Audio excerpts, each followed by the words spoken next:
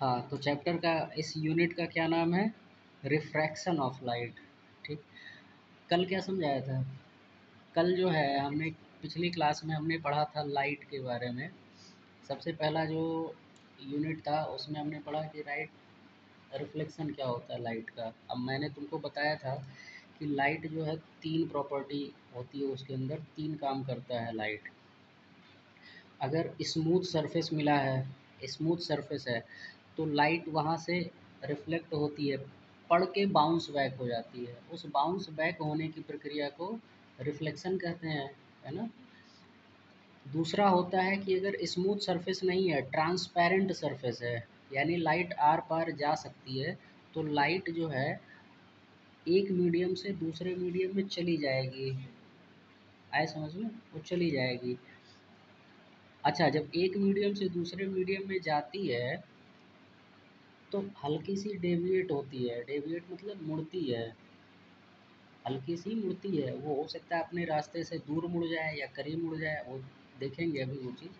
तो मुड़ती है। इस फिनोमिना को कहते हैं रिफ्रैक्शन ऑफ लाइट। रिफ्रैक्शन यानी मुड़ना, डेविएट होना। और तीसरा चीज़ मैंने क्या बताया था कि तीसरी होती है कि लाइट एब्जॉर्ब भी होती है ना? ना रिफ्लेक्ट होगी, ना डेविएट होकर सीधा जाएगी, वो वहीं सोख लेगा थोड़ा बहुत, तो ये ज़्यादा नहीं होता है। तो एब्जॉर्प्शन भी होता है। तो रिफ्लेक्शन, रिफ्रैक्शन ये भी अब समझ गए कि जो डेविएट हो जाता है अपने पाथ से, डेविएट होके चला जाता है, तो ये रिफ्रैक्शन हो गया। और एब्जॉर्प्शन भी होता है। अब एब्जॉर्प्शन तुम हीट चैप्टर में पढ़ोगे। इसमें हीट चैप्टर में, क्योंकि एब्जॉर्प्शन के कारण जो है हीट एनर्जी बढ़ती है, ये चीज़। अब आगे तो क्या लिखा है कि you have learned that light travels in a straight line path, है ना? ये चीज़ जानते हो कि लाइट जो है स्ट्रेट लाइन पाथ पे चलती है इन अ गिवन मीडियम। ये चीज़ ध्यान देना, इन अ गिवन मीडियम, किसी भी मीडियम में। अभी जैसे मान लो अभी कौन सा मीडियम है, अभी जो लाइट ट्रेवल करती है अभी कौन सा मीडियम है तुम्हारे आसपास सराउंडिंग में? तो ये एयर है, हवा है ना इधर अपने आसपास। तो अभी जो हम बात करेंगे वो लाइट एयर में ट्रेवल कर रही है। समझ में आ गया? हाँ।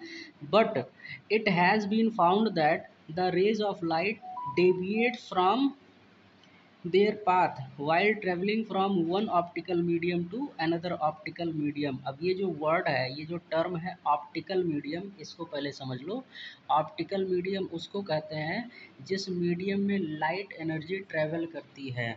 जैसे अभी ऑप्टिकल मीडियम क्या है? एयर है। मान लो यही जो लाइट है एयर से पानी में घुसती है, तो बोलेंगे ऑप्टिकल मीडियम वाटर हो गया।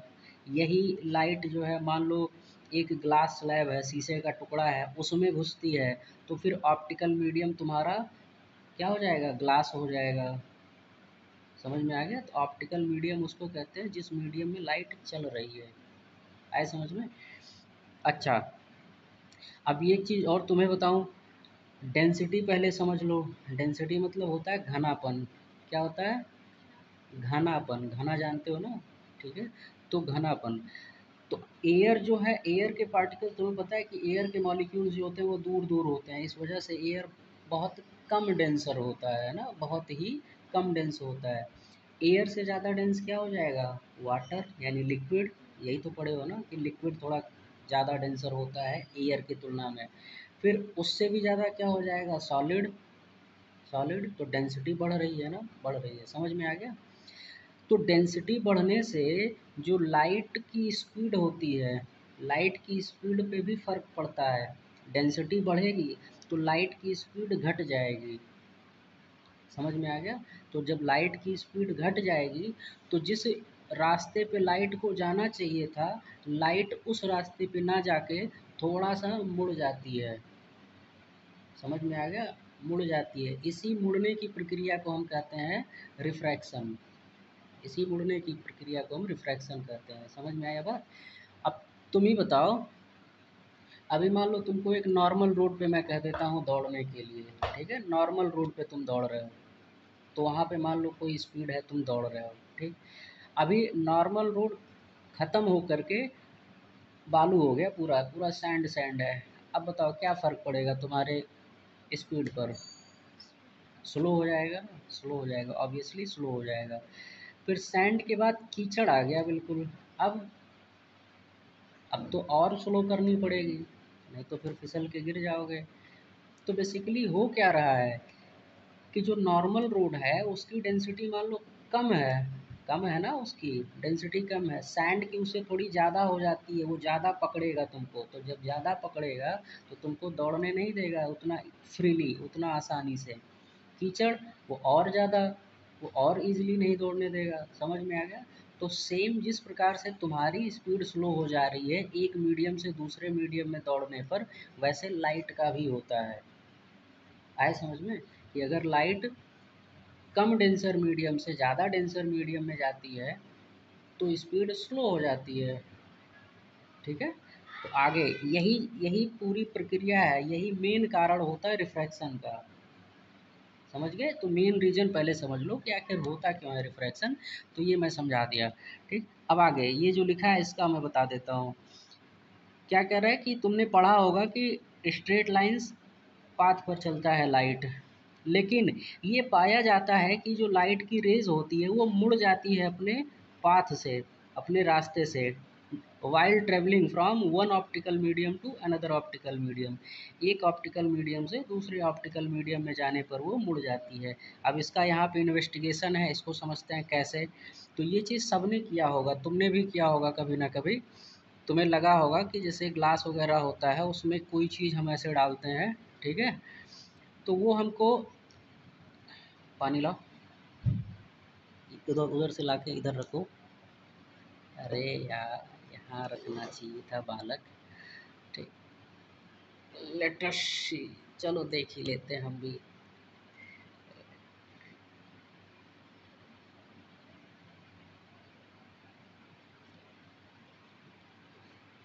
ये देखो, इधर आओ, खड़े होके देखो, ये किधर लग रहा है? ऊपर की तरफ नहीं लग रहा है? पेन हल्का सा मुड़ गया है ना ऊपर की तरफ? ऐसा क्यों लग रहा है? रिफ्रैक्शन के कारण। हाँ, अभी जो लाइट एनर्जी है वो किधर से किधर जा रहा है? जो लाइट है किधर से, एयर टू वाटर गया है ना, एयर टू वाटर। तो एयर कम डेंसर था, वाटर ज़्यादा डेंसर है, इसके कारण जो है लाइट डेविएट हो गई है, स्लो हो गई है, तो मुड़ गई है। उसके कारण, मुड़ने के कारण ये तुमको ऊपर दिख रहा है। अभी बताऊंगा आगे कि कब किधर मुड़ता है। समझ में आ गया? तो यही चीज़ है रिफ्रैक्शन, यही रिफ्रैक्शन है। आगे एक चीज़ और आएगा, अगर इसके तुम बॉटम को नोटिस करोगे ना, ग्लास का जो बॉटम है तली, तो तुमको ये ऊपर लग रहा होगा। ऊपर से देखो, ऊपर लग रहा है ना, ऊपर की साइड में उठा हुआ। तो क्या वो असल में ऊपर की साइड में उठा हुआ है? नहीं, वो ऊपर नहीं है, वो तो अपनी जगह पे ही है, लेकिन हमें लग रहा है। ये भी किसकी वजह से? रिफ्रैक्शन की वजह से। समझ में आ गया? ठीक है, बैक टू द टॉपिक। तो अभी तुमने जो है ऊपर से देखा था, जो, तो जब ऊपर से देखे थे तो पेन तुमको ऊपर की साइड में उठा हुआ दिखा था। जैसे इस वाले केस में क्या है, ऊपर से देखे थे यहाँ से, तो तुमको ऊपर की साइड दिख रहा था, बट एक्चुअल में तो सीधा ही रहेगा, ऊपर की तरफ दिखा था। अगर तुम यहाँ से नीचे से देखते, सपोज ये कांच का ग्लास होता और तुम नीचे से झांकते ना, तो ये तुमको तुम्हारी तरफ दिखता, इधर। एक्चुअल तो ये है, लेकिन दिखता किधर, इधर। आए समझ में? ठीक है, तो ये चीज़, अब इसको मैं आगे, तो ये चीज़ क्लियर हो गया ना। अब आगे यहाँ पर देखो, यहाँ पे कुछ टर्म है, क्या चीज़, तो दिस पर्टिकुलर फिनोमिना, ये पर्टिकुलर वर्ड रहेगा। तो कौन सी, यही जो इसका वो था कि this particular phenomena is called refraction of light. समझ में आया? अब आगे, अब इसका डेफिनेशन क्या है, तो मैं इसको डेफिनेशन एक बार समझा देता हूँ कि क्या है। हम्म, कि the phenomena due to which a ray of light deviates from its path, यानी वह घटना जिसके कारण, ड्यू टू विच यानी जिसके कारण कोई लाइट की जो किरण है, रे का मतलब किरण होता है, तो कोई लाइट की रे है वो मुड़ जाती है, डेविएट हो जाती है, भटक जाती है अपने रास्ते से at the surface of separation of two optical medium. ये बहुत इंपॉर्टेंट है। सरफेस ऑफ सेपरेशन क्या है, तो मैं इसको बता देता हूँ। सरफेस ऑफ सेपरेशन किसे कहते हैं? ये जो पानी का जो लेयर है ना, यहाँ पे ऊपर वाला सरफेस, आखिर यही तो बांट रहा है एयर और पानी को, यहीं से तो स्टार्ट हो गया है। तो यही कहलाता है सरफेस ऑफ सेपरेशन। आए समझ में? हाँ, तो यानी कहाँ पर? सरफेस ऑफ सेपरेशन पे of two optical media. Media है, मीडियम नहीं है। मीडिया वर्ड क्यों यूज हुआ है? बिकॉज ये बहुवचन है ना, प्लूरल फॉर्म है। तो मीडियम का प्लूरल क्या होता है? मीडिया। तो two optical media when the ray of light is travelling from, when the ray of light is traveling from one optical medium to another optical medium। आया समझ में?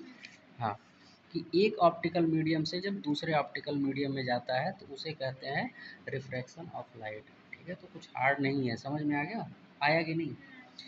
अब एग्जाम्पल देखते हैं। जैसे जब लाइट एयर से, मैंने तुमको एयर से वाटर का दिखा दिया, जब मान लो एयर से ग्लास में जाती है, एयर से ग्लास में जा रही है, तो ये क्या कहलाएगा? ये कहलाएगा, पहले तो इसका सरफेस ऑफ सेपरेशन देखो क्या है। तो सरफेस ऑफ सेपरेशन ये हो जाएगा, यही तो सरफेस है, सतह है जो बांट रहा है। समझ में आ गया? तो ये सरफेस ऑफ सेपरेशन हो गया। लाइट जा किधर से किधर रही है, तो ये भी ज़रूरी है। Air to glass, air to glass, direction देखो, एयर टू ग्लास। आए समझ में? कल मैंने तुम्हें बताया था नॉर्मल, सबसे पहले नॉर्मल ड्रा करना चाहिए। इंसिडेंट रे, रिफ्लेक्टेड रे बनाने के लिए हमेशा नॉर्मल। और नॉर्मल क्या होता है? तो वो होता है तुम्हारा जो सरफेस है उसी पर एक परपेंडिकुलर लाइन ड्रॉ कर दो। तो सरफेस फ्लैट है तो परपेंडिकुलर लाइन ऐसे हो जाएगी, तो ये हो गया नॉर्मल। तो जो एंगल हम नापते हैं ना, जो मेज़र करते हैं, चाहे वो इंसिडेंस एंगल हो चाहे रिफ्रैक्टेड एंगल हो, तो हमेशा नॉर्मल से ही कैलकुलेट किया जाता है। आए समझ में? तो नॉर्मल से जो इंसिडेंट रे का एंगल है ये कहलाएगा तुम्हारा incidence angle, angle of incidence. और नॉर्मल से इसी को बढ़ा दो, इसी को जब बढ़ा दोगे तो नीचे भी हो जाएगा। तो नॉर्मल से रिफ्रैक्टेड रे का जो एंगल है ये कहलाएगा तुम्हारा एंगल ऑफ रिफ्रैक्शन। ठीक है, अब यहाँ चीज़ देखो, ये चीज़ समझना, यही है कैच। कैच यही है, यही समझने वाली बात है कि जब बताओ इसमें ज़्यादा डेंस कौन है, एयर ज़्यादा डेंस है या ग्लास? तो ऑब्वियसली ग्लास ज़्यादा डेंसर होती है, ज़्यादा डेंसिटी है ना इसकी, ज़्यादा ग्लास डेंसर है। तो जब ज़्यादा डेंसर में जाओगे, अभी तुमको समझाया था ना कि तुम नॉर्मल रोड से जैसे ही सैंड में जाओगे, सैंड ज़्यादा डेंसर है तो तुम्हारी स्पीड कम हो जाएगी। तो ऐसे ही ये जो रेज़ आ रही थी, जैसे यहाँ से यहाँ तक आई, एयर में चल रही, एयर में चल रही, एयर में, जैसे ही यहाँ पहुँची, ठीक है, जैसे ही मीडियम चेंज हुआ, डेंसिटी बढ़ी, इस लाइट को जाना चाहिए था सीधे, जैसे ही डेंसिटी चेंज हुआ इसकी स्पीड घट गई। स्पीड घट गई तो उसके कारण ये अपने रास्ते से भटक के इधर चली आई, स्पीड कम होने के कारण भटक गई। आए समझ में? तो भटक के बस मुड़ना है एक बार, तुम्हें पता है कि लाइन जो है स्ट्रेट लाइन पर चलती है, जैसे ही हल्का सा मुड़ी उसी पे सीधे चली गई, इसी को कहेंगे रिफ्रैक्शन। आए समझ में? ठीक है, तो किधर मुड़ी है यही इम्पोर्टेंट है, किधर मुड़ गई है? यहाँ देखो ये लाइन सीधे जाना चाहिए था बट ये नॉर्मल की तरफ मुड़ गई है, नॉर्मल की तरफ आई है ना, यहाँ नीचे नॉर्मल की तरफ। समझ में आ गया? तो यहाँ से हमको क्या समझने को मिलता है? हमें यहाँ से एक चीज़ समझने को मिलता है कि when a ray of light travels from N optically less dense medium, जैसे कि एयर हो गया, अगर कम डेंस मीडियम से ऑप्टिकली ज़्यादा डेंस मीडियम में ट्रैवल करती है तो ये मुड़ जाएगी टूवर्ड्स, टूवर्ड्स मतलब ओर, किधर को, किस ओर? तो towards the normal at the surface of separation, normal की तरफ मुड़ जाएगी। देखो यहाँ पे नॉर्मल की तरफ मुड़ गया है। आए समझ में? ऑफ टू मीडिया, कोई दिक्कत? ये चीज़ ठीक है ना? तो हमेशा यही चीज़ होता है, अगर कम डेंस से ज़्यादा डेंस में जा रहा है तो जो लाइट है नॉर्मल की तरफ मुड़ेगी, नॉर्मल की तरफ, टूवर्ड्स द नॉर्मल। आए समझ में? और ये क्यों होता है?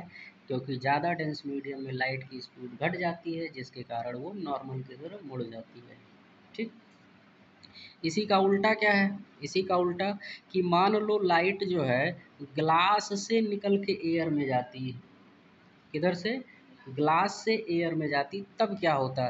तो हमने नॉर्मल ड्रॉ कर लिया, नॉर्मल सीधा सा क्या है, एक परपेंडिकुलर लाइन खींच लिया मैंने। तो ये जो ये कौन सी रे है, ये इंसिडेंट कहलाएगी, क्योंकि यही तो जा रही है। तो ये देखो, ये अभी ग्लास में यानी ज़्यादा डेंसिटी जैसे ही ये थोड़ा सा बाहर निकलेगी डेंसिटी कम होगा, तो कम होगा तो लाइट की स्पीड बढ़ जाएगी, और जब बढ़ जाएगी तो सीधा जाने के बजाय मुड़ जाएगी, किधर, अवे फ्रॉम द नॉर्मल। देख रहे हो, अवे फ्रॉम द नॉर्मल, समझ में आ गया। नॉर्मल तो ऐसे जाना चाहिए था, बट ये नॉर्मल से अपने मुड़ जाती है।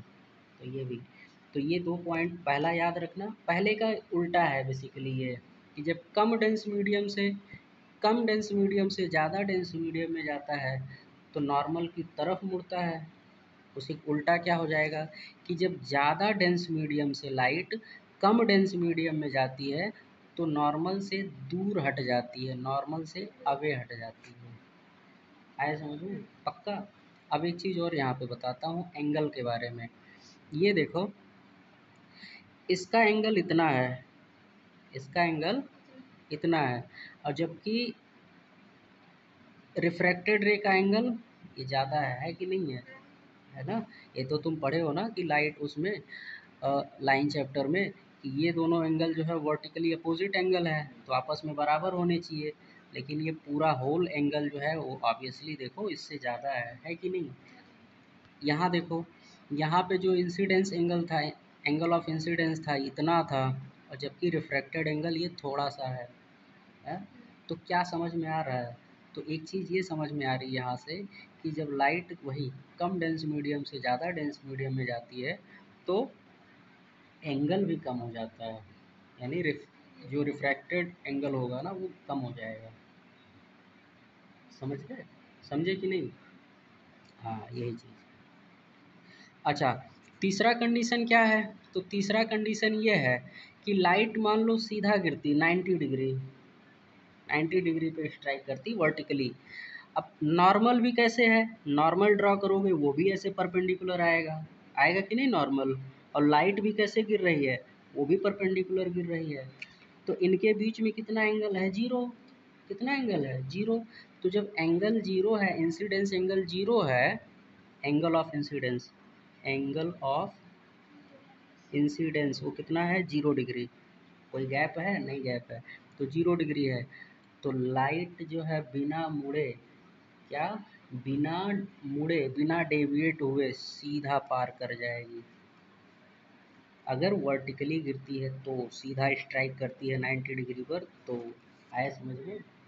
तो ये क्वेश्चन पूछा जाएगा, मान लो कि अगर कोई ग्लास स्लैब है या कोई भी मीडियम है और लाइट उस पर वर्टिकली ऐसे 90 डिग्री स्ट्राइक करती है तो एंगल ऑफ इंसिडेंस कितना होगा, तो एंगल ऑफ इंसिडेंस 0 होगा।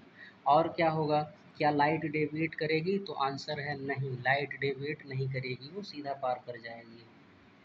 समझ में आ गया। एंगल ऑफ रिफ्रैक्शन कितना होगा, तो जब एंगल ऑफ इंसिडेंस 0 है तो ये भी 0 होगा ना, सीधा निकल रहा है। समझ में आ गया।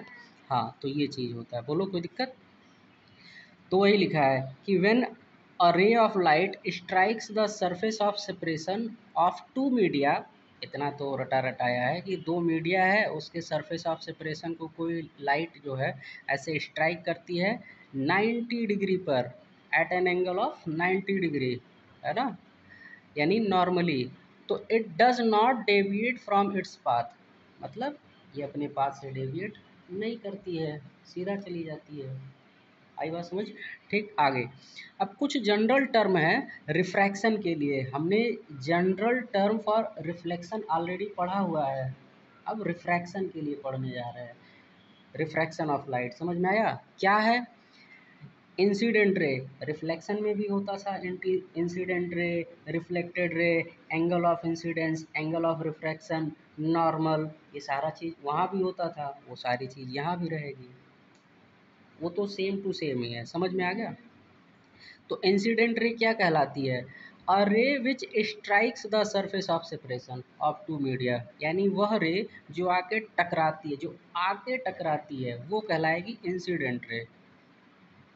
और रिफ्रैक्टेड रे क्या कहलाएगी, यानी वह रे जो टकराने के बाद में सीधी चली जाएगी वो कहलाएगी रिफ्रैक्टेड रे। तो देखो, refracted ray, a ray which travels in the second optical medium with the change of angle, angle change हो जाता है ना, अभी पढ़े हो, of incident ray is known as reflected ray. यानी कि फिर से बता देता हूँ, अ रे वह रे जो कि ट्रैवल करती है दूसरे मीडियम में, यहाँ देखो, यहाँ दूसरे मीडियम में जो ट्रैवल करती है with the change of angle, angle change था ना, with the change of angle is called refracted रे। ठीक, अब ये क्या होता है point of incidence, point of incidence is nothing but वो पॉइंट जहाँ पे इंसिडेंट रे आके टकराई थी, ऐसे समझ में। हाँ, तो वही लिखा है कि the point of the surface of separation of two optical media, जहाँ, वेयर मतलब जहाँ इंसिडेंट रे आके टकराई थी, ray strikes is known at point, वही चीज़ जो मैं हिंदी में बोल रहा हूँ वही इंग्लिश में लिखा है। ठीक है, कोई डाउट। नॉर्मल क्या होता है, तो क्या बताया था कि नॉर्मल जो है सरफेस ऑफ सेपरेशन पर एक परपेंडिकुलर लाइन होती है, नहीं एक सीधी लाइन खींच दो, जैसे अगर मान लो इधर से नॉर्मल बनाना हो तो इस सरफेस के वर्टिकल ऐसे एक लाइन खींच दो, ये तुम्हारा नॉर्मल हो गया। तो वही है कि a perpendicular drawn at the point of incidence on the surface of separation of two optical media is known as normal. Hindi में क्या बोलते हैं, कल बताया था तुमको कि हिंदी में इसको हम लंब बोलते हैं, लंब। और लंब का मतलब होता है कोई भी इस प्रकार से, इस प्रकार से लाइन जो कि खड़ी हो सीधा। ठीक है, और ये भी बताया था कि जैसे जैसे सरफेस चेंज होगा उसका ये भी चेंज होगा, नॉर्मल भी चेंज होगा। फिर अगला क्या है, एंगल ऑफ इंसिडेंस क्या होता है कि जो इंसिडेंट रे नॉर्मल से जितना एंगल बनाती है, पहले हिंदी में समझ लो कि इंसिडेंट रे ये है, नॉर्मल ये है, इनके बीच में जो एंगल बना है ये तुम्हारा कहलाएगा एंगल ऑफ इंसिडेंस, और इसको आई से रिप्रेजेंट करते हैं, आई फॉर इंसिडेंस। समझ में आ गया, this is angle of incidence. Angle of refraction क्या हो जाएगा, तो रिफ्रैक्टेड रे, रिफ्रैक्टेड रे यही है ना, रिफ्रैक्टेड रे नॉर्मल से जितना एंगल बनाती है वो कहलाएगा तुम्हारा एंगल ऑफ रिफ्रैक्शन। बोलो, तो वही चीज़ लिखा है कि the angle which an incident ray makes with the normal at the point of incidence, ये कहलाता है एंगल ऑफ इंसिडेंस, जिसको आई से लिखते हैं। आगे एंगल ऑफ रिफ्रैक्शन क्या होगा, the angle which a refracted रे makes with the normal at the point of incidence, यानी जो रिफ्रैक्टेड रे नॉर्मल से एंगल बनाएगी। कहाँ से, एक चीज़ दिमाग में बैठा लो, हमेशा नॉर्मल से लिया जाता है, एंगल ऐसे कहीं से भी नहीं नाप देते हैं। आई बात समझ में। जैसे अगर मैं तुमको मैं अगर कहूँ कि बताओ इस पेन का कितना एंगल है, तो तुम किसी चीज़ से तो इसकी तुलना करोगे, किससे करोगे, तो हमेशा इसकी जो तुलना होती है वो फ्लैट सरफेस में होती है, इसकी तो सरफेस भी फ्लैट है और ये भी फ्लैट है, तो दोनों के बीच में कितना अंतर है, जीरो है। कितना है, जीरो। इसका मतलब एंगल भी कितना है, जीरो। कितना मुड़ा है, कुछ नहीं मुड़ा है ना, तो जीरो है। लेकिन इंसिडेंट रे और रिफ्रैक्टेड रे के लिए हम फ्लैट सरफेस नहीं देखते हैं, हम नॉर्मल देखते हैं, यानी हमेशा नॉर्मल से एंगल लिया जाता है। ये चीज़ दिमाग में रखना। तुम्हारे मन में मान लो क्वेश्चन आया कि हम क्यों नॉर्मल की बार बार बात कर रहे हैं, क्या है नहीं हम हॉरिजॉन्टल से बात कर रहे हैं, तो हॉरिजॉन्टल से नहीं कर सकते, क्यों, क्योंकि लाइट ऐसे नहीं चलती है, ज़्यादातर ऐसे चलती है। आए समझ में। ठीक, हाँ, अब इधर ध्यान देना, यहाँ पे कुछ नोट्स लिखा है, बहुत इंपॉर्टेंट है पॉइंट। तो ये वही वाला है कि जो अभी बताया था कि when a ray of light travels from N optically less dense medium, जो बताया थे ना कि लेस डेंस मीडियम से, जैसे यहाँ समझ लो एयर से, जब एयर यानी कम डेंस मीडियम है ना, लेस डेंस, लेस डेंस, और अगर लेट से ये किस में जाती है, लेट से वाटर, तो वाटर जो है मोर डेंस है कि नहीं, बताओ। तो वाटर मोर डेंस है, तो जब लेस डेंस से मोर डेंस में जाएगी तो जो एंगल है वो घट जाएगा, घट जाएगा। आए समझ में? लेस डेंस से मोर डेंस में जाएगी तो एंगल घट जाएगा। वही चीज़ लिखा है कि एंगल ऑफ इंसिडेंस वो हमेशा बड़ा होता है और एंगल ऑफ रिफ्रैक्शन वो कम होता है, तभी तो घट गया। समझ में आ गया ये पॉइंट पक्का? इसी का उल्टा समझ गए, इसी का उल्टा हो जाएगा क्या कि जब लाइट इधर, तो जब लाइट मान लो यही वाटर से अब एयर में जाएगी, वाटर से एयर, तो यानी ज़्यादा डेंस से कम डेंस में आ रहा है तो एंगल बढ़ जाएगा। इसी का उल्टा हो गया। समझ में आ गया कि नहीं? हाँ, यानी मोर डेंस से लेस डेंस में जाएगा तो एंगल जो है इधर, तो इसमें मैं बता देता हूँ। इधर देखो क्या होता है इस वाले केस में, इस वाले केस में तुम्हारा एंगल ऑफ इंसिडेंस आई वो ज़्यादा होता है एंगल ऑफ रिफ्रैक्शन से। समझ में आ गया? ये सिंबल समझ जाओगे ना इसको? हाँ, कैसे पढ़ोगे इसको? इसको ऐसे पढ़ना होता है, इसको सिंबॉलिकली ऐसे पढ़ते हैं कि जब लाइट एयर से यानी कि लेस डेंस मीडियम से वाटर यानी कि ज़्यादा डेंस मीडियम में ट्रेवल करती है तो एंगल ऑफ इंसिडेंस वो अधिक होता है एंगल ऑफ रिफ्रैक्शन से। ऐसे पढ़ा जाता है, ठीक है? यहाँ पे कैसे पढ़ोगे कि जब लाइट मोर डेंस मीडियम जैसे कि वाटर से कम डेंस मीडियम जैसे कि एयर में जाती है तो एंगल ऑफ इंसिडेंस वो क्या होता है तुम्हारा? तो यही होगा, इसका उल्टा नहीं हो जाएगा कि एंगल ऑफ इंसिडेंस क्या होता है तुम्हारा? ये कम होता है, ये एंगल है और ये कम है, किससे? एंगल ऑफ रिफ्रैक्शन से। कंफ्यूज मत होना, यहाँ एंगल ऑफ इंसिडेंस ज़्यादा था, एंगल ऑफ रिफ्रैक्शन कम था, और इस केस में उल्टा नहीं हो गया कि एंगल ऑफ इंसिडेंस कम हो गया, एंगल ऑफ रिफ्रैक्शन ज़्यादा हो गया। फिर से मैं पिक्चर में दिखा देता हूँ। ये देखो पहला वाला सिचुएशन कि जब लाइट कम डेंस मीडियम से ज़्यादा डेंस में गई है तो एंगल ऑफ इंसिडेंस अधिक है, एंगल ऑफ रिफ्रैक्शन कम है। दूसरा, जब लाइट ज़्यादा डेंस मीडियम से कम डेंस मीडियम में आती है तो angle of incidence, this is angle of incidence I and this is angle of hole, this is angle of refraction, ये पूरा। तो एंगल ऑफ इंसिडेंस कम है और एंगल ऑफ रिफ्रैक्शन ज़्यादा है। समझ में आ गया? यही वाला बोलो, अब समझ में आ गया कि नहीं? पक्का क्लियर? ठीक। नहीं समझ में आएगा तो फिर से इसको देख लेना एक बार, वैसे मुझे तो लगता है कि समझ में आ गया होगा पूरा। ठीक है, आगे। तो लॉज ऑफ रिफ्रैक्शन हमने पीछे पढ़ा है कि रिफ्लेक्शन के दो नियम होते थे, दो नियम होते थे ना? क्या? कि एंगल ऑफ रिफ्लेक्शन वाला पहले बता दूं कि एंगल ऑफ इंसिडेंट और एंगल ऑफ रिफ्लेक्शन ये बराबर होते थे किसी भी सरफेस के लिए। और दूसरा नियम क्या होता था कि एंगल ऑफ इंसिडेंस नहीं, इंसिडेंट रे, रिफ्रैक्टेड रे और नॉर्मल, ये तीनों भाई कौन कौन? इंसिडेंट रे, रिफ्रैक्टेड रे और नॉर्मल, ये तीनों के तीनों एक ही प्लेन में लाई करते थे, एक ही प्लेन में। वही चीज़ समझ में आ गया?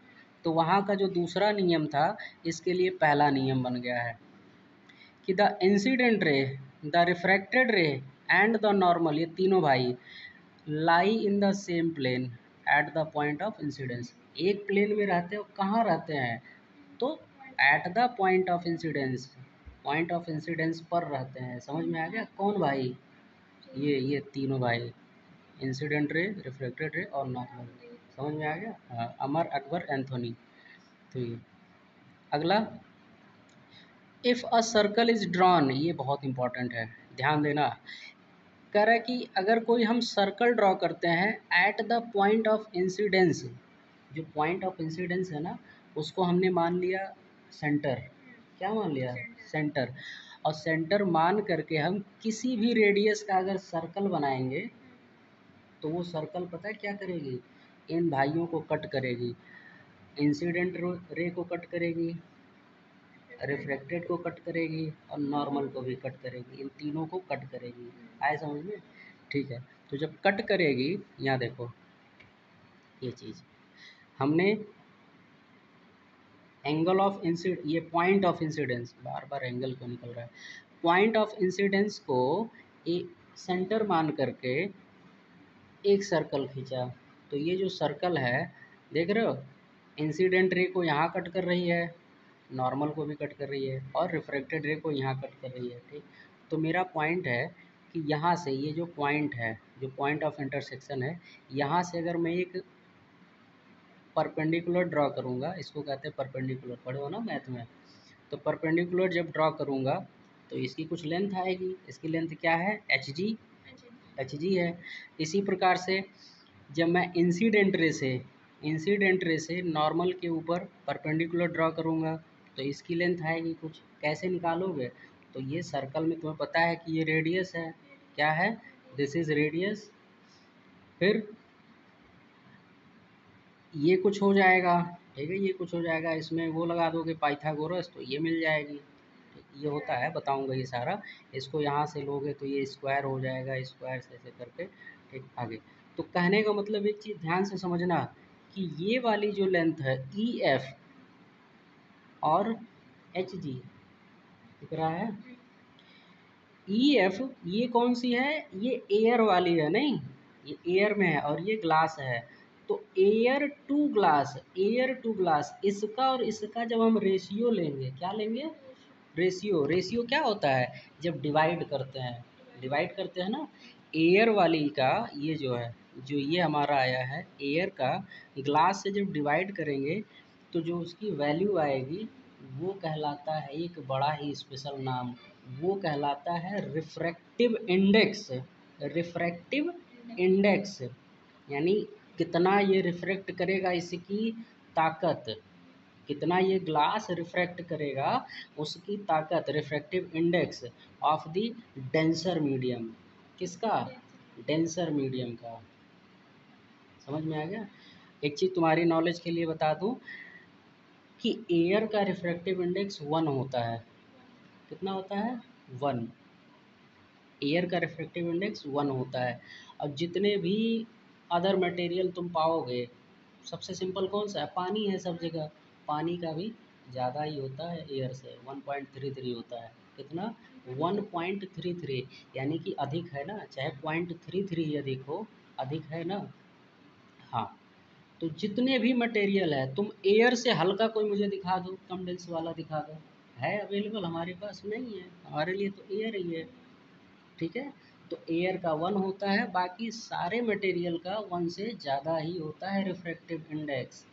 और रिफ्रैक्टिव इंडेक्स तुम्हें क्या बताती है, तो रिफ्रैक्टिव इंडेक्स तुम्हें ये बताती है कि इसमें जो लाइट की स्पीड है वो कम हो जाएगी, क्या हो जाएगी, कम हो जाएगी। आए समझ में, ठीक, बोलो कोई दिक्कत। हाँ, तो वही चीज़ जो यहाँ मैंने समझाया वही सेम चीज़ यहाँ लिखी है, फिर से देखो। तो यहाँ तक आई होप समझ में आ गया होगा कि अगर कोई सर्कल ड्रॉ करते हैं पॉइंट ऑफ इंसिडेंस पे विथ एनी रेडियस, किसी भी रेडियस का, cutting the incident ray and the refracted ray को काटते हुए, and if the perpendiculars are drawn from those point, यहाँ पे कि perpendicular drawn from those point, ठीक, चलो परपेंडिकुलर ड्रॉ कर लिए उस पॉइंट से, from those points to the normal, normal पर, then the ratio of perpendicular, ratio की बात कर रहे हैं ना, किसके रेशियो, परपेंडिकुलर के, perpendicular in air to the ratio of denser medium, समझ में आ गया, एयर टू डेंसर मीडियम वाले की। तो ये जो रेशियो होता है ये एक कांस्टेंट क्वांटिटी आती है, कांस्टेंट क्वांटिटी समझ रहे हो, मतलब ये कभी चेंज नहीं होगी, जो आएगी वो हमेशा रहेगी, वही रहेगी, चेंज नहीं होगा, कांस्टेंट का यही मतलब होता है। समझ में आ गया, लेट से अगर 2 आ गया तो 2 हमेशा रहेगा, वो चेंज नहीं होगा उस मीडियम के लिए। हाँ, तो एक कांस्टेंट क्वांटिटी आती है और इस क्वांटिटी को हम कॉमनली कहते क्या है, refractive index of the denser medium, denser medium का। एयर का क्यों नहीं, क्योंकि अभी बताया हूँ कि एयर का 1 होता है, आए समझ में। हाँ, तो refractive index of denser medium जो घना है, तो ये रहा फिगर तुम्हारा। आई होप समझ में आ गया होगा। बोलो कोई डाउट है? हाँ, is there is any doubt? बोलो। नहीं? ठीक है। तो वही यही इन्वेस्टिगेशन जो है, इसी चीज़ को मैंने जो है एक्सप्लेन कर दिया है, वही पूरा ये लिखा हुआ है। आया समझ में? ठीक है, आगे। अब रिलेशन तुमको बता देता हूँ। Relation between velocity of light, velocity समझ रहे हो, बेसिकली स्पीड, स्पीड और वेलोसिटी में ही थोड़ा सा अंतर होता है। क्या कि स्पीड में डायरेक्शन नहीं होता, स्पीड में डायरेक्शन नहीं होता, केवल वैल्यू होती है। और वेलोसिटी में वैल्यू प्लस डायरेक्शन यानी मैग्नीट्यूड। समझ में आ गया? तो स्पीड और वेलोसिटी भाई भाई हैं, बस केवल डायरेक्शन का अंतर होता है। ठीक है? तो स्पीड या वेलोसिटी एक ही चीज़ समझना। तो हमको किस किस के बीच में संबंध चाहिए? रिफ्रैक्टिव इंडेक्स और वेलोसिटी। यानी ये हमें समझना है कि बाबू, अगर रिफ्रैक्टिव इंडेक्स ज़्यादा है तो उससे वेलोसिटी पे क्या फ़र्क पड़ रहा है? हैं? समझे? या रिफ्रैक्टिव इंडेक्स कम है तो उससे वेलोसिटी पे क्या फ़र्क पड़ रहा है? हो क्या रहा है? लाइट की स्पीड को क्या हो जा रहा है? घट जा रही है कि बढ़ जा रही है? ये हमें समझना है। आए समझ में? तो देखो क्या लिखा है कि light travels with a velocity of 3 × 10⁸ metre per second in vacuum और एयर।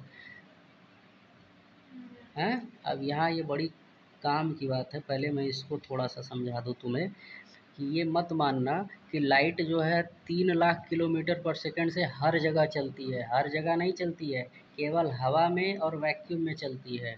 यानी सन से अर्थ तक आएगी, एयर एयर, सन से बीच में पहले तो वैक्यूम पड़ता है। तो जब हमारे एटमॉस्फेयर को पार करती है एयर को, तो अभी भी वो एयर में, वैक्यूम से एयर में आ गई है, तो अभी भी उसकी स्पीड इतनी ही है। लेकिन जैसे ही एयर से वाटर में जाएगी या ग्लास में जाएगी तो अब स्पीड चेंज होगी, अब 3 नहीं रहेगा, यहाँ पे हो सकता है कुछ अलग हो जाए। आए समझ में? हाँ, ये चीज़ मुझे समझाना था कि हाउ एवर, कह रहा है कि हाउ एवर, जबकि जब लाइट एंटर करती है सम ऑप्टिकली डेंसर मीडियम, जैसे कि ग्लास वगैरह में, तो इट गेट्स स्लो डाउन। अभी वही समझाया था ना कि जब तुम दौड़ते हो एक नॉर्मल रोड से, फिर जैसे सैंडी रोड आ जाता है तो तुम्हारी स्पीड घट जाती है, वैसे इसकी भी जो है स्पीड स्लो हो जाती है। एग्जाम्पल के लिए, the velocity of light in glass, ये रट लेना काम आएगा कि ग्लास में जो लाइट हो, वेलोसिटी होती है लाइट की, वो देख रहे हो 3 लाख किलोमीटर पर सेकंड से डायरेक्ट कितने पे आ गया? 2 लाख किलोमीटर पर सेकंड। 1 लाख किलोमीटर पर सेकंड गया गायब, घट गई ना? घट गई। हाँ। तो the ratio between the velocity of light in vacuum to the velocity of light in optically denser medium, हमेशा वैक्यूम से डेंसर मीडियम का लिया जाता है या एयर से इसका। यानी ऊपर कौन रहेगा? ऊपर रहेगा एयर वाला और नीचे रहेगा डेंसर वाला। डेंसर वाला, डेंसर, अब वो चाहे ग्लास हो, वाटर हो, कुछ भी हो, ऑयल हो। समझ गए? हाँ। तो ऊपर हमेशा एयर या वैक्यूम और नीचे वो डेंसर मीडियम। तो एयर का कितना होता है? एयर में लाइट की स्पीड तो 3 × 10⁸मीटर पर सेकेंड, और जबकि इसमें कितनी होती है ग्लास में, रटे हो अभी तुम कि 2 × 10⁸, तो यहाँ से ये कैंसिल हो जाएगा, आएगा 3/2, 3/2, और 3/2 की वैल्यू कितनी होती है? 1.5। नहीं? तो इसका मतलब ग्लास का रिफ्रैक्टिव इंडेक्स कितना आया? 1.5, 1.5। आया समझ में? 1.5। कोई दिक्कत? ठीक। अब एग्जाम्पल, तो examples of refraction of light, तो इसके एग्जाम्पल भी देख लो। ये बड़ा कमाल का एग्जाम्पल है। ये चीज़ तुमने देखा होगा, ये चीज़ नोटिस भी किया होगा कि जब जैसे मान लो कोई खाली बीकर वगैरह रहता है, ऐसे खाली बाल्टी है, खाली है, तो अगर कोई चीज़ इसमें पड़ा है, जैसे मान लो कॉइन पड़ा है, तो ये कॉइन तो तुमको बॉटम पर ही दिखेगी, दिखेगी कि नहीं? दिखेगी ना? हाँ। लेकिन अगर इसी में तुम पानी भर दो, क्या भर दो? पानी। तो जब पानी भर दोगे तो अब तुमको वो वहाँ पर दिखता है? नहीं, अब वो ऊपर दिखता है। अभी बताया था ना कि जो तली है इसकी ऊपर दिख रही थी। ऐसा क्यों होता है? तो यहाँ देखो, इसको मैं फिर से समझाता हूँ। पहले मान लो मैं नॉर्मल ड्रॉ करता हूँ यहाँ पे, ये रहा इसका नॉर्मल। तो लाइट रेज सीधे आ रही है, फिर जैसे ही कम डेंसर से ज़्यादा डेंसर में जाएगी, अभी बोला हूँ कि नॉर्मल की तरफ मुड़ जाएगी, तो सीधा जाने बजाय ये लो मुड़ गई। ये वाली भी सीधा जाने के बजाय लो मुड़ गई, तो मुड़ के ये इधर चली आई है यहाँ पे। तो एक्चुअल में तो यहाँ चली आई, बट लग कहाँ रही है? लग रही है यहाँ पे। कल बताया था ना कि इसको ऐसे एक्सटेंड करो, मिलाओ। तो जब इसको मिलाओगे, थोड़ा आगे बढ़ाओगे, तो जहाँ पर ये मिलेगी तुम्हें ऐसा लगेगा कि ऑब्जेक्ट जो है यहाँ पे है, यानी उसका वर्चुअल इमेज काइंड ऑफ बनेगा। आया समझ में? तो ये तुम्हें लग रहा है कि सिक्का यहाँ पे है, बट क्या एक्चुअल में सिक्का यहाँ पे है? तो सिक्का एक्चुअल में तो यहाँ है। तो इसीलिए ये इसकी कहलाती है, ये तो रियल पोजीशन या रियल डेप्थ हो गया, और ये इसका आभासी है, आभास हो रहा है ना, आभास हो रहा है ना, एक्चुअल में तो नहीं है, ये आभास है। इसीलिए इसको कहते हैं आभासी या अपरेंट, इंग्लिश में अपरेंट पोजीशन ऑफ कॉइन। आई बात समझ में? तो ये चीज़, तो अब ये मुझे बताओ, यहाँ से एक चीज़ समझ लो कि अपरेंट पोजीशन कहाँ होगी, ऊपर होगी कि नीचे होगी? ऑब्वियसली हमेशा उठी हुई होगी, ऊपर होगी, रियल डेप्थ से नहीं। कि जब लाइट कम डेंसर मीडियम से ज़्यादा में जाएगी तो हमको हाइट ऊपर हुई लगती है। समझ में आ गया? ये चीज़ अब कितना होता है, तो उसके लिए भी हम इसको कैलकुलेट कर सकते हैं कितना होता है। आया समझ में? ठीक है। हाँ, अरे सब है जुगाड़, अभी बता रहे हैं, काहे परेशान हो। ठीक, अब आगे देखो क्या लिखा है। रिफ्रैक्टिव इंडेक्स इक्वल्स टू, ये फार्मूला हो गया। रिफ्रैक्टिव इंडेक्स क्या होती है? तो ये होती है तुम्हारी real depth upon apparent depth, real depth upon apparent depth. मैं लिख देता हूँ, रिफ्रैक्टिव इंडेक्स को म्यू से रिप्रेजेंट करते हैं, म्यू। तो म्यू क्या हो जाएगा? डी रियल, है ना, मतलब real depth upon depth apparent, ये चीज़, ये हो गया तुम्हारा एक प्रकार से फॉर्मूला। ठीक है, समझ में आ गया? और वाटर का रिफ्रैक्टिव इंडेक्स होता है 4/3, 1.33, अभी बोला था 1.33 बोला था ना, यानी कि 4/3 ये होता है तुम्हारा वाटर का, यानी कि म्यू डब्लू का मतलब वाटर, वाटर का रिफ्रैक्टिव इंडेक्स ऐसे पढ़ते हैं, रिफ्रैक्टिव इंडेक्स ऑफ वाटर। ये कितना होता है? 4/3। कितना होता है? 4/3। तो जो हाइट होगी ना, जो अपरेंट डेप्थ होगी, वो यहाँ से एक फार्मूला बन रहा है यहाँ से, कि apparent depth equal to, apparent depth equal to, ऐसे मैं लिख देता हूँ, अपरेंट डेप्थ इक्वल्स टू 3/4, 4/3 है इसका, तो उल्टा कर दो, 3/4 of real depth, of real depth. अब रियल डेप्थ तो तुम्हें पता रहेगा ना, क्योंकि जाहिर सी बात है, जो जो भी ऑब्जेक्ट है उसकी गहराई तुम्हें पता रहेगी, या नाप लो। तो यहाँ पे उसको वैल्यू रख दो और 3/4 से ऑफ कर दो, मल्टीप्लाई करना है, ये सॉल्व करोगे आ जाएगा तुम्हारा। आए समझ में? तो अगर मान लो कि एक एक बड़ी सी टंकी है, तो उसकी रियल डेप्थ जो है 12 मीटर है। कितनी है? 12 मीटर। और उसमें मान लो कुछ गिर गया है, ठीक है, उस टंकी में कुछ गिरा हुआ है, तो ऑब्वियसली वो नीचे रहेगा, तो वो तुमको पता है कितना ऊपर दिखेगा? कितना दिखेगा? तो 3/4 इंटू 12, रियल डेप्थ 12 है, तो यहाँ 12 रखोगे, फिर 4 3 जा 12 और 3 3 जा 9, तो कितना आएगा? 9 मीटर। तो वो तुमको जो है ऊपर से 9 मीटर दिखेगा ऊपर। समझ में आ गया? ऊपर से नहीं, नीचे से 3 मीटर ऊपर, यानी ऊपर से 9। इधर देखो, ये भी समझो, इसमें कन्फ्यूज आ जाओगे तुम भयंकर वाला। मैं ये एग्जांपल यहाँ दे देता हूँ कि ये टंकी की पूरी डेप्थ कितनी है? टंकी की पूरी डेप्थ 12 है, 12 है। और अपरेंट डेप्थ कितना आया है? अपरेंट ये आया है 9, लेकिन डेप्थ कैलकुलेट कहाँ से करते हैं? यहाँ से। ठीक है, तो अपरेंट डेप्थ यहाँ से, यानी नीचे से कितना मीटर उठा है? नीचे से तो 3 मीटर ऊपर उठा दिखेगा। समझ में आई बात? हाँ, यही मैं कहना चाह रहा था कि अगर पानी भरा है ऐसे, तो नीचे से तुमको 3 मीटर उठा दिखेगा और ऊपर से 9। क्लियर? हाँ, तो वही चीज़ कि some other example of refraction of light are as follows. तो कौन कौन से है वो चीज़, तो तुमको बता देता हूँ। स्टैम्प प्लेस्ड अंडर ए thick glass block appears raised. अब ये देखिए नहीं, वो जो आता है हमारा एक ग्लास आता है जो रख देते हैं किसी चीज़ को उड़ने से बचाने उचाने के लिए, है ना, ग्लास स्लैब जो होता है। तो जब रखोगे उसके नीचे कोई चीज़ उसके नीचे रहेगी तो वो तुमको इसे ऊपर दिखेगा, बड़ा बड़ा दिखेगा, दिखता है कि नहीं, वो हो गया। दूसरा, swimming pool when filled with water appears shallow. Shallow, अरे उसकी बॉटम जो है वो ऊपर दिखती है तो ऐसा लगता है कि अरे कम पानी है, अड़ाक से कूद मत जाना, सर फूट जाएगा। नहीं फूटेगा, क्योंकि रियल डेप्थ तो नीचे होती है, वो लगेगा तुम्हें कि ऊपर है। आया समझ में। तो वही कह रहा है कि कोई भी स्विमिंग पूल है जब वो पानी से भरा होता है तो वो उथला उथला दिखता है, यानी ऊपर ऊपर। The stars appear to twinkle. Stars भी हमको कैसे दिखते हैं, चमकते हुए दिखते हैं। ये भी किसके कारण होता है, रिफ्रैक्शन के कारण होता है। When we sit around a campfire, campfire है ना, the face of the person sitting opposite to you appears to shimmer। मतलब हाँ हाँ तब हाँ वही चीज़ समझ में आ गया। ठीक, तो ये रहा तुम्हारा it's all about chapter.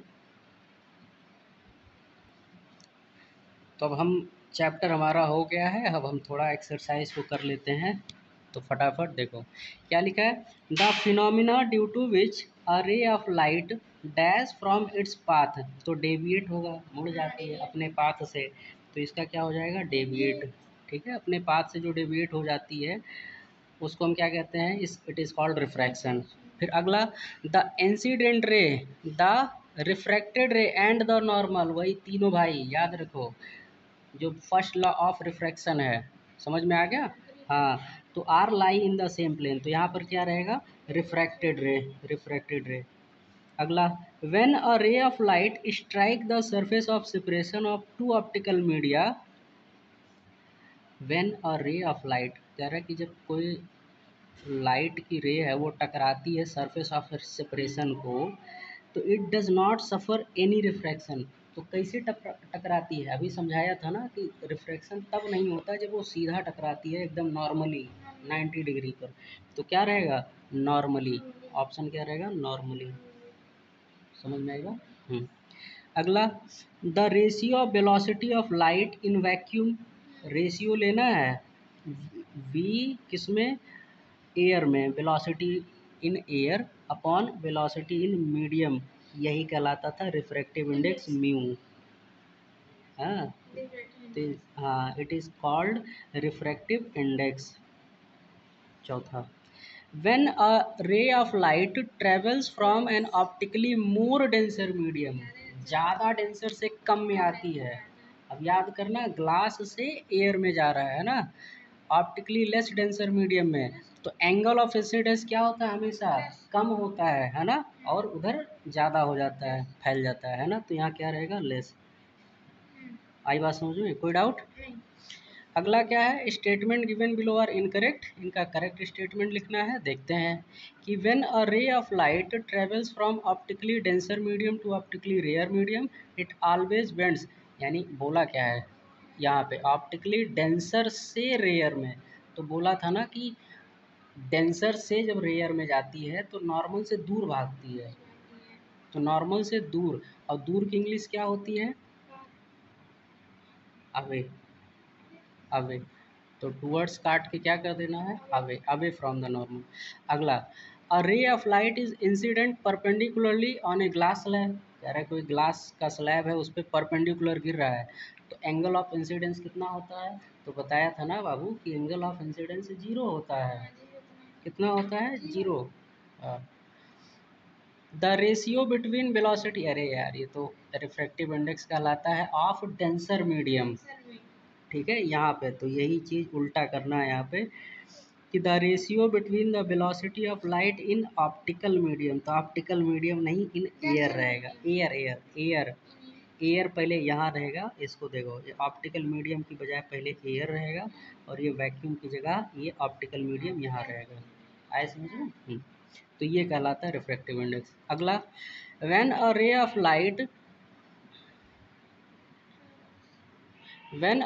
Light travels from an optically denser medium to optically more denser medium, less से ये चीज़,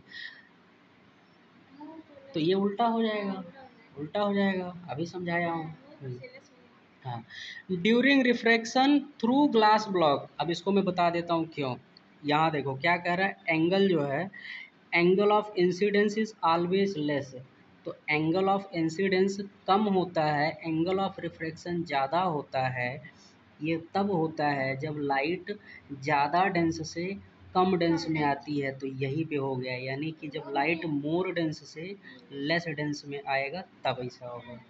अगला, ड्यूरिंग रिफ्रैक्शन, रिफ्रैक्शन के दौरान थ्रू ए ग्लास ब्लॉक, कोई ग्लास का ब्लॉक है ना, वही टुकड़ा उकड़ा ग्लास का heavy, with the increase in angle of incidence, कह रहा है कि एंगल ऑफ इंसिडेंस जितना बढ़ाओगे द एंगल ऑफ रिफ्लेक्शन घट जाएगा। ऐसा होता है, उल्टा होता है, जितना ग्लास के अंदर जितना एंगल ऑफ इंसिडेंस बढ़ाओगे तो एंगल ऑफ रिफ्रैक्शन और बढ़ जाएगा, और बढ़ता है।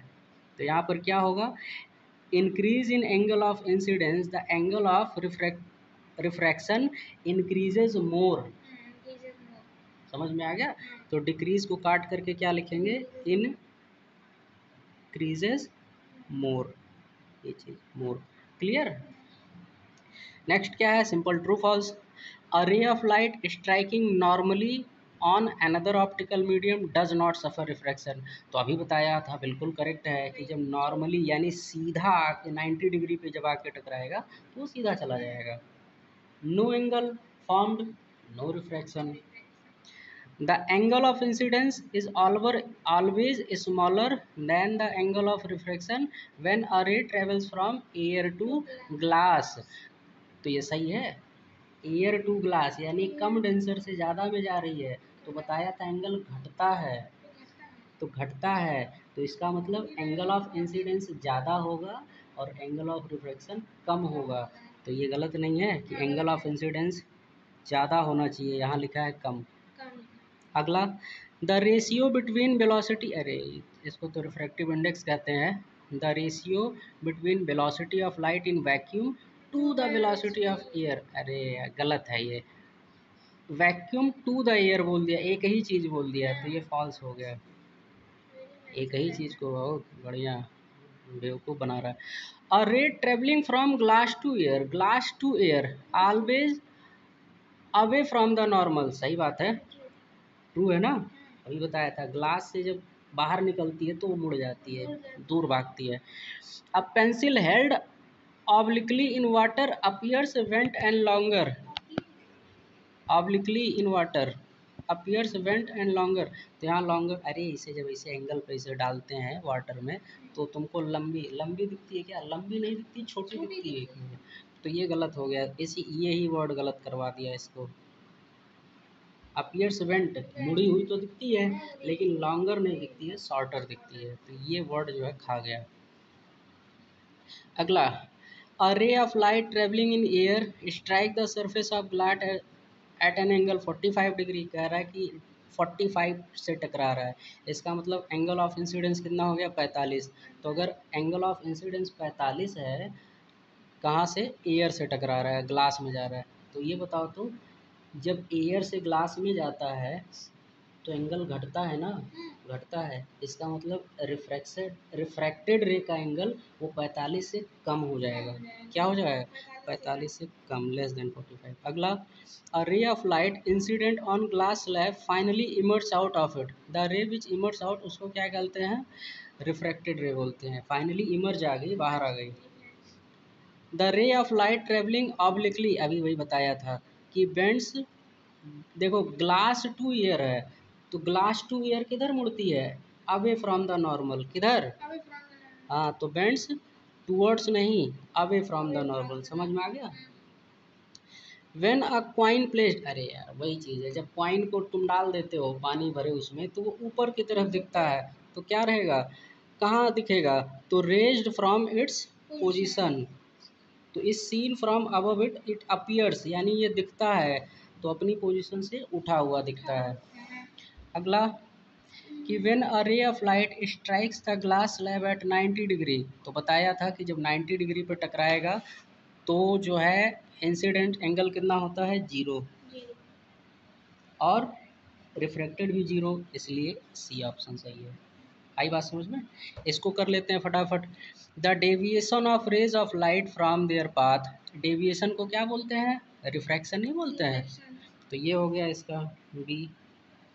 फिर द नेम ऑफ रे which travels along a different path on passing through a glass slab, उस रे का नाम क्या होता है, तो उस रे का नाम रिफ्रैक्टेड रे होता है, नहीं, रिफ्रैक्टेड रे।